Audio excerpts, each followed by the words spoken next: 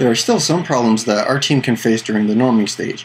Problems like admitting when we are wrong to the rest of the team, or problems valuing our teammates and what it is that they are trying to do.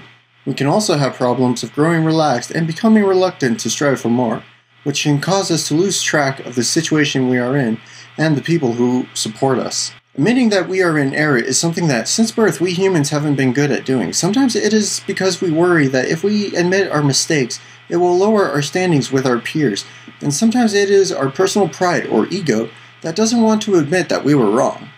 So how can the person at fault overcome the worry or their ego? One way is to remember a bit of Maxwell's laws of teamwork, the law of the price tag. In this law, Maxwell talks about needing to make sacrifices on a personal level that will benefit the team. So by putting aside your worries or ego, you can think about how admitting your mistakes can improve your personal development, while also showing your team that you are able to put the team's needs before your own. Now for the team, this can also apply as they need to remember that as the team's successes become greater, the price that each member must pay also increases, and because they need to remember to look at how the person at fault dealt with the mistake they made, and if that person put the value of the team above his or her own personal interest. Establishing a set of values is one of the most important things a team can do in the norming stage. They can bring the team together and they define the group based upon them. People get to know your group by those values before they get to know the actual people on the team. These values range from empathy and compassion to professionalism and more. By establishing a set of values, it affects a team in various ways. Firstly, it sets a standard for the team to follow.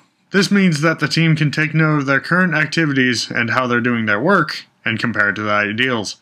It also acts as a foundation for the group to build future success and team member growth off of. So how does a group develop these values? There are effectively 3 steps: define them, live them, and communicate them. What this means is that a group needs to define the values that they hold to be the most important, such as professionalism. The group leader must then show these values in everything they do and provide an example for the team to follow in doing so. However, there are challenges that can emerge as a result of trying to develop these values. The biggest one is that a group member who holds different values could put up a lot of resistance towards the establishment of values that they do not hold. This, however, is important to deal with, because without a continuous growth of these values and the team, this can lead to complacency. Strong values can help build the trust that is needed for an effective team. During the norming stage of team building, the team becomes more effective because trust has led to a cohesive and collaborative group. The team begins to feel strong and confident, almost if they have achieved their ultimate goal. But teams must be careful because they have not reached the finish line and there are problems that can arise. When teams are operating like a well-oiled machine and are successful in decision-making and comfortable with the group dynamic, they can forget one very important thing: progression. Without change and adversity pushing you to overcome obstacles and be creative about solutions, you can lose focus and sight of the overall goal. Essentially, the group becomes complacent. Once complacency sets in, the group will become unprepared for upcoming obstacles and conflicts. During the storming stage, the group understood there was going to be these obstacles and conflicts and was ready to tackle anything that would possibly arise. There was also motivation to overcome these speed bumps in order to get to the norming stage. Complacency does not have to be as worrisome as it sounds if a group knows the signs and is ready for it. The group just has to keep striving for progression of the project and the group. Having a leader or teammate that can help motivate the group, keep celebrating successes, and reminding the group of the long-term goal, it should help the group to break free from complacency and continue to move forward. It has been said that when teams become too comfortable with a situation and how everything flows, they tend to lose track of how to progress. Having a strong leader is only one way to help keep the team on track and push toward progression. Using a scoreboard to track the team's progress can also help to combat the complacency that can begin to form in teams during the norming stage. A scoreboard provides the team a visual representation of their past, present, and desired progress. As Maxwell describes, a scoreboard is essential to evaluating. The principle he teaches is growth equals change. By being able to track your progress with the use of a scoreboard, it's much easier to properly assess the situation and make the appropriate decisions toward the change required to grow as a team. Making key adjustments is essential to winning. Scoreboards provide the necessary data to evaluate the situation. Once a situation is evaluated, decisions can be made. The decisions that need to be made are to work toward these key adjustments to move in the right direction. When teams do not properly utilize a scoreboard, they can miss out on these key adjustments that could keep them from becoming complacent. Teams can also use a scoreboard to determine where they stand with their staff. What I mean is it can be used to properly evaluate how well the staff is performing with its starter members and their bench members or support staff.